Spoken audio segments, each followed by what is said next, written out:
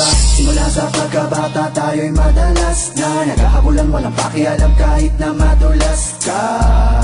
Ang sabi mong panga sa akin noon, kung di ka tanggap ng mga taga dito, halika sumama ka sa akin doon sa bakating lote kung saan madaming bote, at ang iyong katabi ay nilalangaw na kamote. Kahit na gano'ng kabaho ang talahiban nating tambayan, nagmistula tong tahanan ng kulitan at tawanan. Eh paano na yan, gutom na ako, di na ako makakatagal. Ang sabi mo tayo'y magtapon basura o di kaya ay mga pasa kanal, o mga lakal ng bote at bakal doon natin bebenta kay nanahuli. Saka na lang tayo humanap uli kapag laman ng tiyan ay wala na uli.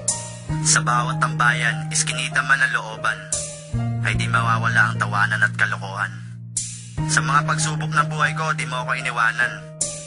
Okling, isa kang tunay na kaibigan.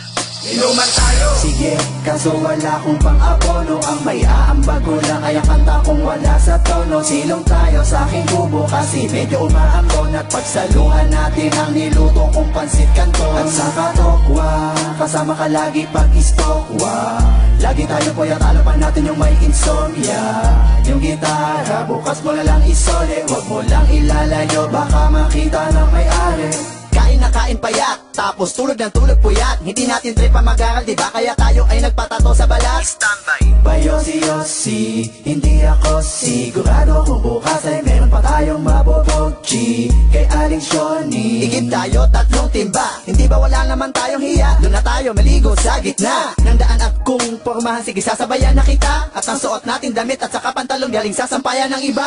At nung tayo'y magbinata, tila lalong lumala ang kasalanan, di na natin namalayan. Nakasanayan sa ating buhay, laging merong kaguluhan. Ang kulungan, nagmistula nating bahay bakasyonan. At paglaya natin, nagtatawanan pa nga tayo, kasi mga kalbo tayo, para tayong albonaryo. At natalo ako sa sugal, pwede pa utang naman, di ka nagdalawang isip at ako'y pinagbigyan.